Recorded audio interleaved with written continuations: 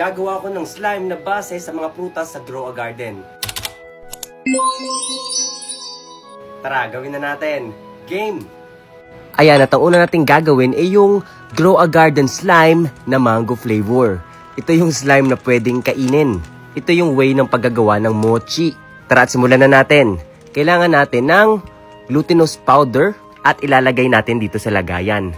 Lalagyan na rin natin ito ng condensed milk para maging matamis naman yung ating pinaka-mochi or slime mochi. Halo-haluin lang natin ito at lalagyan natin ng konting tubig. Yan, halo-halo lang hanggang sa ma-dissolve natin yung pinaka-powder katulad nito. Yan! Enzo! Lolo, andito po pala kayo. Ano na naman yung ginagawa mo?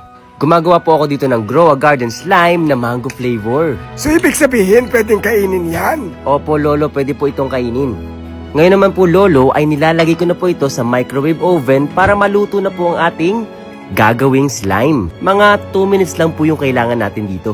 Ano naman yan? Ito po ba? Ito po yung mangga na hiniwa-hiwa ko po kanina.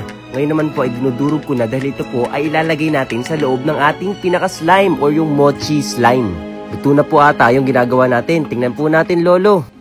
Wow! Mukhang masarap! Hindi pa po ito tapos, Lolo.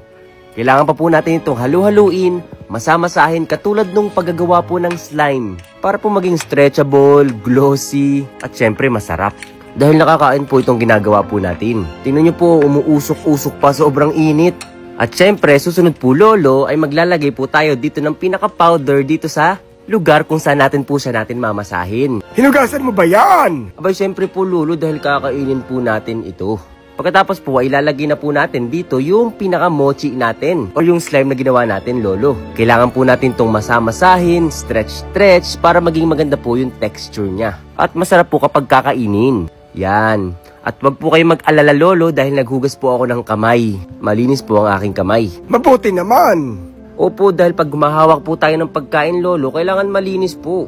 Kailangan lang po natin itong masamasahin hanggang sa hindi na po natin nararamdaman na dumidikit na po siya sa ating kamay. Kapag ganoon na po ay stretch po natin ito ng palapad dahil lalagyan po natin ito ng fillings. Fillings? Opo, Lolo.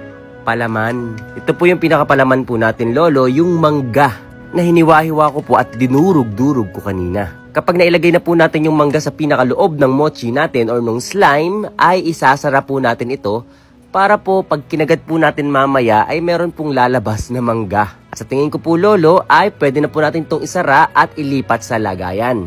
Sa tingin ko po, Lolo, ay ready na po ito at ilalagay na po natin ito sa lagayan at ipapatikim na po natin kay Claude. Sige nga, ipatakim na natin sa kanya. Taran!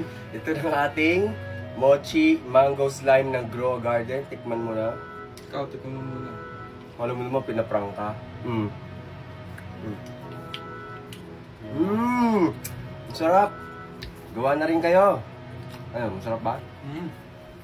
Gawa na rin kayo.